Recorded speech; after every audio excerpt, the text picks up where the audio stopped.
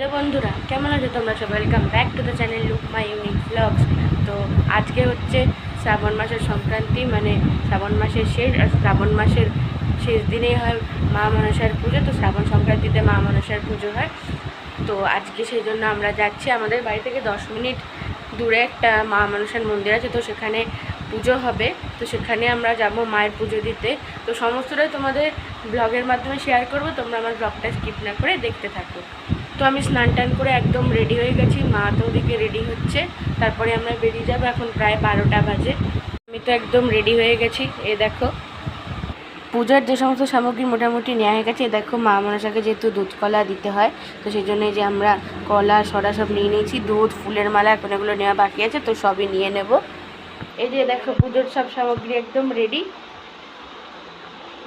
দেখো মা রেডি হয়ে গেছে।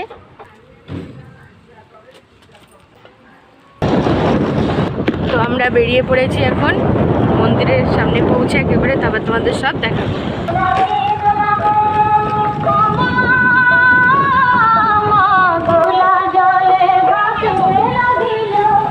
তো দেখো ফ্রেন্ডস, আমরাও এলাম, আর ঠিক এখনই পুরোহিত মশাই এলেন, একেবারে আমরাও ঢুকলাম, পুরোহিত মশাই এলেন। তো এবার এখন মায়ের পুজো শুরু হবে। এই যে আমরা আমাদের বারটা দিয়ে দিয়েছি মায়ের কাছে।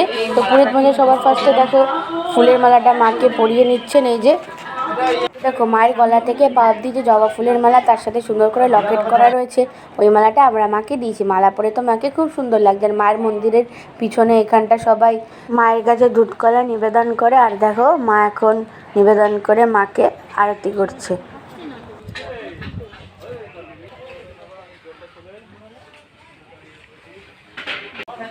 দেখো ফ্রেন্ডস, মায়ের মুখটা কত সুন্দর, তাই না?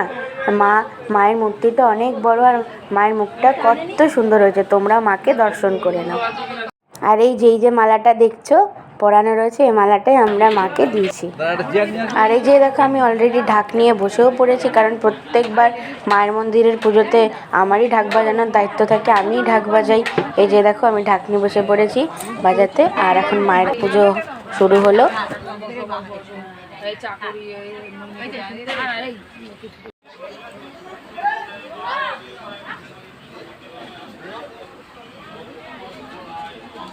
আর এই যে দেখো মায়ের মুখের সামনে এখন কাপড় দিয়ে ঢাকা রয়েছে, কারণ এখন মায়ের চক্ষুদান হচ্ছে।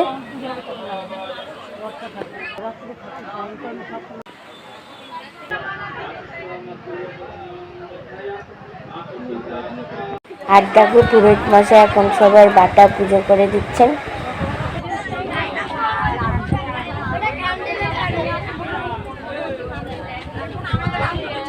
তো ভিড় দেখে বুঝতেই পারছো যে সবাই অঞ্জলি দেবে। আমি সেকেন্ড ব্যাচে অঞ্জলি দিচ্ছি মার একদম সামনে বসে। তো অঞ্জলি দেওয়ার পর চরণামৃতকে উপোস ভঙ্গ করে পুজোয় লুট দেওয়া বাচ্চা খেয়ে নিলাম। এটা কমপ্লিট হয়ে গেছে, মার বাবা বসে গেছে, আমিও বসবো, সবাই খাচ্ছে। এখানে মনসাতলায় পুজো হয়ে গেল মায়ের।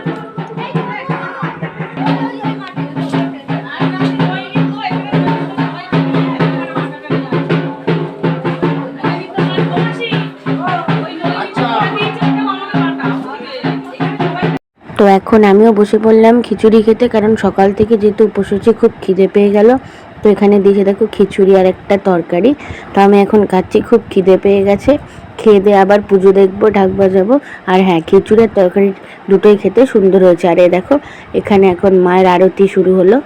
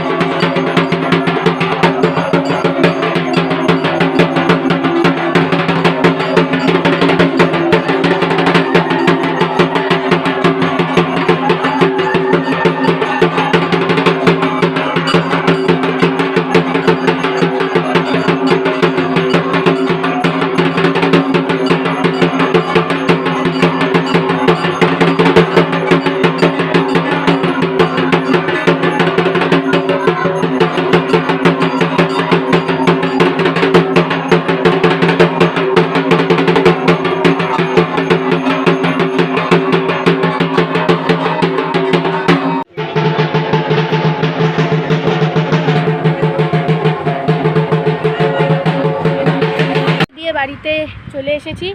যজ্ঞ অবধি থাকার ইচ্ছা ছিল, কিন্তু আগেরবার যজ্ঞ যত মানে পুজোর শেষ অবধি ছিলাম আগেরবার, কিন্তু এবার না মেঘ করছে আকাশে, যখন তখন বৃষ্টি আসতে পারে। আর কিছুটা দূর তো ভিজে যাওয়ার জন্য মা বাবা নিয়ে চলে এলো আমাকে সাথে করে।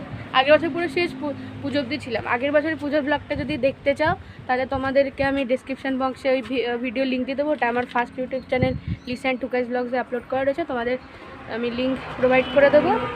তো এখন আমি বাড়ি চলে এসেছি, চলো ঘরে যাই। মার কাছে পুজো দিয়ে তো খুবই ভালো লাগলো, খুবই আনন্দ হচ্ছে। আজকে শ্রাবণ মাসও শেষ হয়ে গেল। তো আজকের ব্লগটা কেমন লাগলো কমেন্টটা অবশ্যই জানাবে, আমার চ্যানেলকে সাপোর্ট করবে, লাইক শেয়ার সাবস্ক্রাইব করবে। দেখা হচ্ছে অন্য কোনো ব্লগে। কমেন্টে সবাই জয় মা মনসা লিখবে। টাটা।